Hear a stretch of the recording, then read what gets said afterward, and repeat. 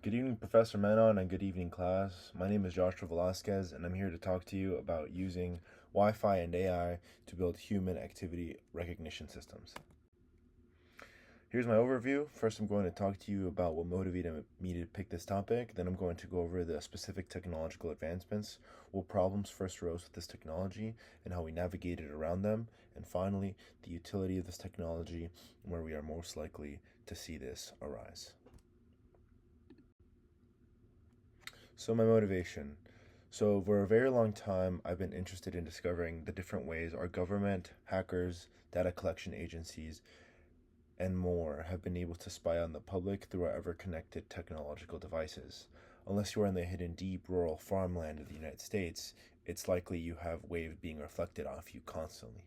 Even as I mention how unlikely it is to interact with these waves, Elon Musk has actually made it possible for even the most remote areas to connect with the internet.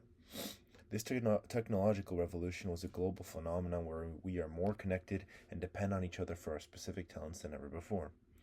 Electrical systems have made their way into our everyday lives. They've essentially made everything a detection and monitoring tool. Our phones, our security cameras, computers, and now even the invisible communication between our devices can be used to convey where we are and what we are up to.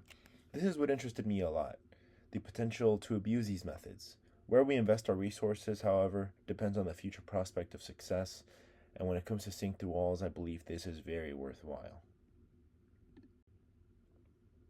So the first thing that came to mind is how do we use RF waves emitted by regular Wi-Fi to create three-dimensional simulations on a computer to show someone's actions?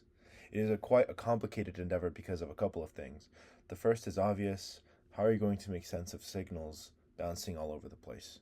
When dealing with traditional radar that beam into the sky, there are seldom things to worry about, such as clouds, birds, and general atmospheric noise, especially when considering how much power these radar beams have in the thousands. They can be potentially in the thousands of watts. When it comes to emitting similar signals inside of an enclosed space, however, you have to worry about absorption and convolution.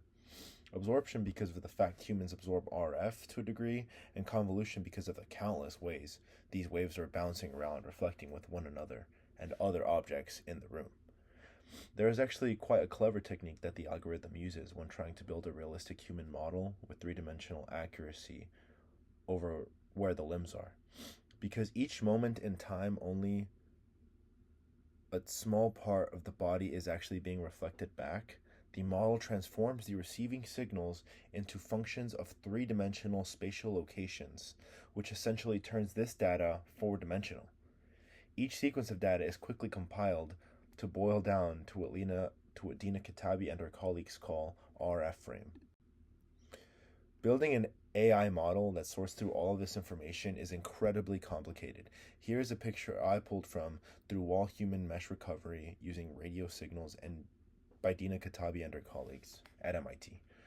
I don't completely understand everything. All I know is the computer is taught what a three-dimensional human person looks like. It has to deconvolute the signals it's receiving.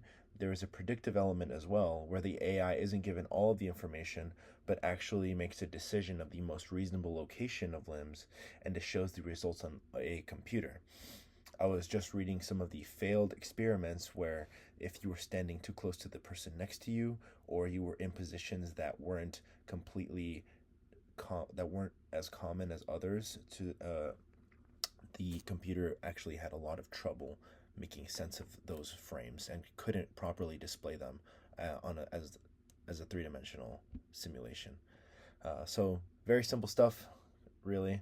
As I was reading through most of the experiments that dealt with the see-through wall technology, they wanted to assure the reader just how different light reacts to objects compared to waves. A camera and the receiver of this type of system don't see objects the same way at all. Don't see the same objects the same way. Like I mentioned earlier, these signals are being distorted because of how humans and our clothes interact with them, which is why for the experiments, all the subjects had to wear form-fitting clothing. Dina in her TED Talk addresses the incredible capabilities of this technology and, as an example, showcases how accurate the algorithm is by showing the audience at the TED Talk that the AI is able to detect not just the breathing, which is simple as it arises in Windows, but Also, the heartbeat, when she zoomed into the uh, display that showed everything, it actually showed that there were little bumps inside of the rising and lowering rise and breath of the subject breathing, which is absolutely incredible. If it's this accurate at detecting, at pinpointing something, imagine what else this technology could look like in the coming years. So, how incredible is it to be able to use non intrusive means to gather accurate information?